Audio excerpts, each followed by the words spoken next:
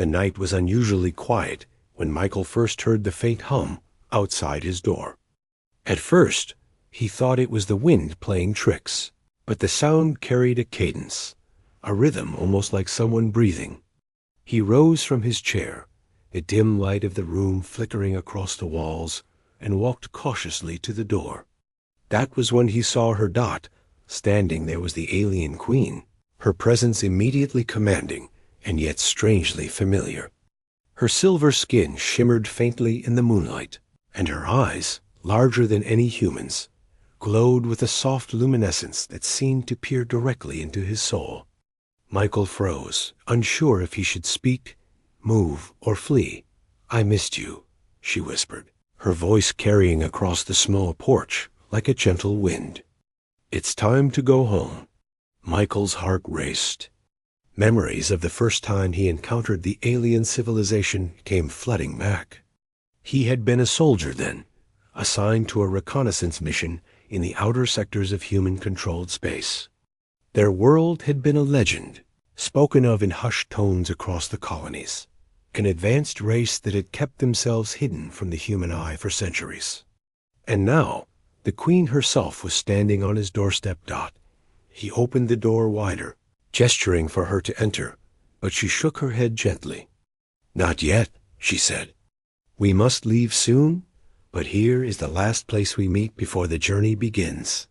Michael's mind was a whirl of questions. Why him? Why now?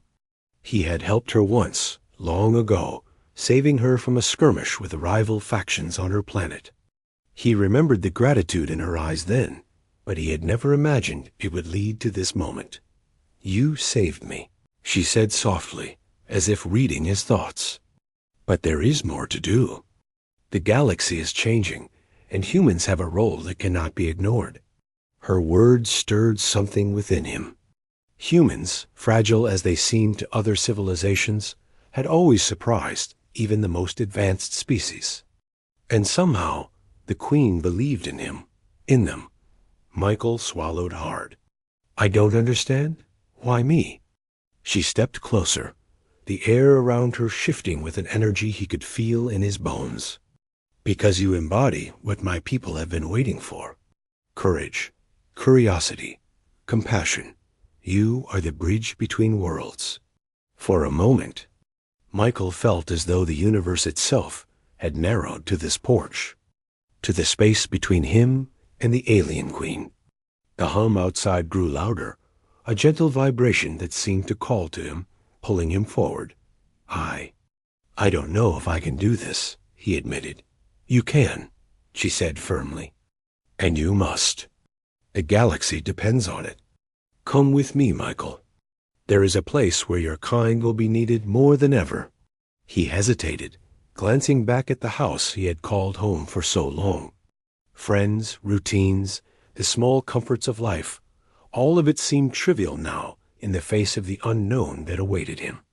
But something in her gaze, unwavering and luminous, gave him courage. "I'll go," he said finally. The Queen extended her hand. The touch was light, yet it sent a current through him, a connection that felt ancient and unbreakable. The moment their hands met, the world around them shifted. The stars outside blurred, and a doorway of light appeared, swirling with colors that defied human understanding. "You are ready," she said, stepping back to gesture toward the portal. "Everything will change from here." Michael took a deep breath and stepped forward. As he crossed the threshold, he felt the pull of countless worlds, civilizations, and histories converging. It was overwhelming, but also exhilarating. He had always wondered what lay beyond the edge of human knowledge, and now he was about to find out firsthand. The portal transported them to her world, a place that seemed alive in ways he could barely comprehend. The sky shimmered with multiple suns, casting prismatic light across cities that defied human architecture, flowing and organic, yet precise in their design. Alien creatures moved with a grace and intelligence that made Michael feel both insignificant and deeply honored to be in their presence. "Welcome home," the Queen said, her voice now carrying an authority that made the ground itself seem to hum with respect. Michael looked around, awestruck. He could feel the weight of history here, the stories of a civilization that had endured for millennia, advancing without conflict with the rest of the galaxy until now. And he realized that she was not just a queen in title, she was the heart of this world, a protector and visionary whose trust he had somehow earned. "This is incredible," he said, his voice barely above a whisper. "You will see more," she said. "But first, you must understand why humans matter now. Your kind has survived, adapted, and even thrived in ways others could not. That resilience is needed. A threat is rising, one that could change everything if not met with unity between our worlds." Michael followed her through the city, passing beings of all shapes and sizes. They moved without fear or hostility, and yet he could sense the underlying vigilance. Every movement, every glance seemed purposeful, coordinated. It was a society that valued harmony, strength, and intelligence in equal measure. "You saved me once," she continued, "but now it is our turn to save others. Humans and my people must work together. That is why I have come for you. You are the symbol of what is possible." He tried to process her words, the weight of responsibility settling on his shoulders. The idea that one human could make a difference in a galaxy teetering on the edge of chaos was daunting. Yet there was something undeniably inspiring in the thought that, as they reached a central plaza, she paused and turned to him. "Here, you will meet those who will guide you, who will train you. You must learn quickly. Time is short, and the challenges ahead are unlike anything humanity has faced." Michael nodded, feeling a mix of fear and determination. He had always been a soldier, but the scope of what lay ahead surpassed anything he had imagined. Yet, standing beside the Queen, he felt a newfound confidence. Humanity had always reached for the stars, and now he would do so not just for himself, but for an entire alliance of worlds. Days turned into weeks as he trained, learning about alien technologies, strategies, and philosophies. The Queen watched over him, guiding without overwhelming, letting him grow while ensuring he understood the stakes. Slowly, Michael began to see the galaxy through a different lens, not as isolated planets and colonies, but as a complex web of life, interdependent and fragile. One evening, as the twin suns of her planet dipped below the horizon, painting the sky in hues of orange and violet, she spoke to him in quiet reflection. "You have come far, Michael, but the journey is just beginning. Soon you will face those who would see all civilizations crumble. You must lead with your humanity, with all that makes you human, because that is your greatest strength." Michael listened, the weight of her words sinking in. Leadership was not just about strategy or strength. It was about hope, compassion, and courage. Traits he had learned to rely on, even in the darkest moments of his own world.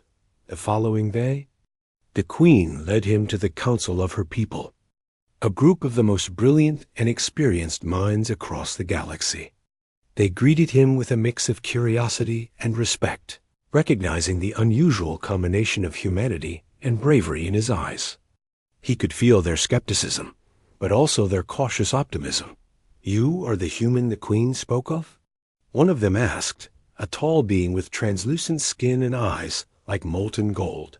"I am," Michael replied firmly, "and I will do whatever it takes to protect both our peoples." Over the following months, he worked closely with the council, planning, training, and preparing for the challenges that loomed. Conflict was inevitable, but Michael's presence brought a spark of innovation, a perspective that alien minds had not considered. He proposed strategies, combined human resilience with alien technology, and slowly earned their trust. Through it all, the Queen remained a constant presence, sometimes distant, sometimes close, always aware of the balance between guidance and independence. Michael realized that her faith in him was not blind. It was based on observation, understanding, and a belief in the potential of humans to rise to extraordinary challenges. Finally, the day came when the threat they had prepared for revealed itself, a fleet of invaders, moving with precision and force, intent on conquering worlds. Michael stood at the forefront, coordinating defense strategies, his mind sharp and focused. The council watched, ready to intervene, but it was his decisions, his adaptability, and his courage that turned the tide of battle. Hours felt like days. Yet the humans and aliens fought side by side, a unity that had never existed before. And when the invaders finally retreated, defeated and humbled, Michael felt the weight of victory settle upon him. The Queen approached, her expression a mixture of pride and relief. "You did it," she said softly, her hand brushing his shoulder. "You have shown that humans are more than what others believed. You are the bridge we needed, the proof that together we can endure anything." Michael nodded, exhausted but filled with a profound sense of purpose. He had crossed the threshold from ordinary human to something more a symbol of cooperation, hope, and resilience in a galaxy that had long underestimated his kind dot as the celebration unfolded across the city.